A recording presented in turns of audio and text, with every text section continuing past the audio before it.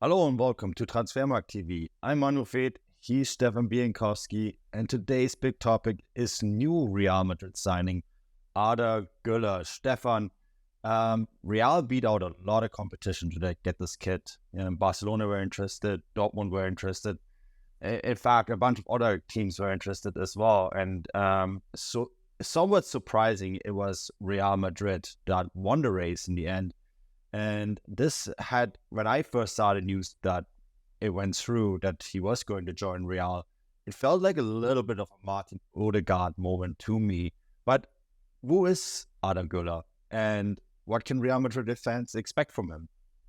Yeah, it's a very good question. I think it's fair to say that unless you're a keen follower of Turkish football, most football fans don't know much about this young player. He's attacking midfielder. You can play on either wing. You can play through the middle.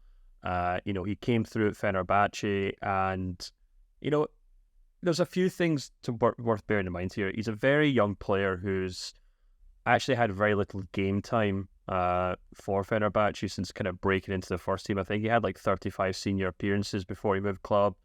Still only 18 years old, 6 goals and 7 assists. So, there's not a huge amount that we can say about him because he simply hasn't played a huge amount of football. But luckily here at Transfermarkt, we have teams of writers, reporters, data analysts all over the world. So I was able to kind of speak to our head of content at Transfermarkt Turkey, Lara Karakin, about it. And here's basically what she explained to me.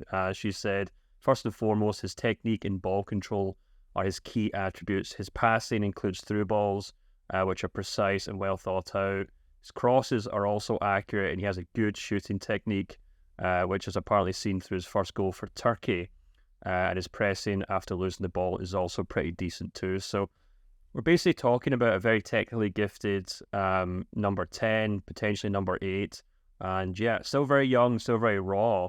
But, he moves to Real Madrid with an entire nation really kind of galvanized and pushing him on, because I think one of the really interesting things that Lara said to me was that, he is considered in Turkey to be kind of the Turkish talent of the century, really. So they're not really holding back in their praise and potential for the young player. So let's see what he can do at Real Madrid.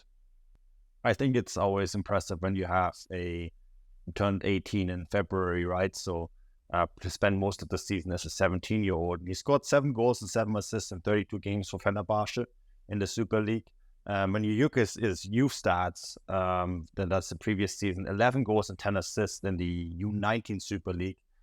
Those are impressive numbers, Stefan, for a very young player playing with grown-ups.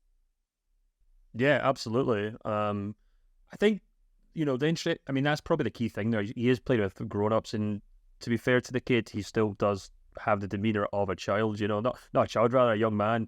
And that was actually one of the things that Lara brought up as well. She said, physically he's still not kind of fully developed. Actually, the previous head coach before the one in charge now, Fenerbahce, Jorge Jesus, the Portuguese head coach, actually kind of held off on promoting to the first team because he felt he didn't really have the strength to kind of, step into that team. So there's a lot that he's going to have to kind of work on, both physically and I'm sure a whole bunch of other kind of technical and tactical aspects now that he's at Real Madrid. But those are kind of hurdles that he's going to have to kind of overcome at Real Madrid because, if we look at the squad and the players that Real Madrid already have, I think you could probably make a pretty strong case that he'll struggle to kind of break into this first team first and foremost.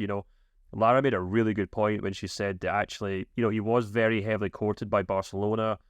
He kind of made a decision last minute to move to Real Madrid instead of Barcelona. But as Lara points out to me, he would have actually been better suited at Barcelona because, in Xavi's team, he could play as a kind of smaller player who relies more on his kind of technical abilities, off the ball ability, the way to kind of play quick 1-2s. Whereas at Real Madrid, Carlo Ancelotti tends to play with kind of very fast wingers, very direct forwards, and doesn't really play for kind of playmaker if you really think about it. Of course, they've got great guys like Luka Modric, Toni Kroos. These guys can certainly pick out a pass, but they also do a lot of hard work on and off the ball as well. And not to mention the fact that, Real Madrid now probably have 3 or 4 of the best central midfielders in the world or potential best players in the world, and, Federico Valverde, Camavinga, Tchouaméni, and of course Jude Bellingham, who just joined the club this summer. And It'll be interesting to see if Guler can kind of elbow his way into that team, but it'll be quite a task for him. Yeah, I think it's going to be interesting to see whether he is going to make it at Real Madrid or be someone like Martin Odegaard and make it somewhere else, right? And Real Madrid have been very good at picking up young players, signing them, and even if the best case is they make it there, Vinicius Junior and Rodrigo come to mind. But I mean, worst case, he goes to somewhere like Arsenal and still has a really fantastic career.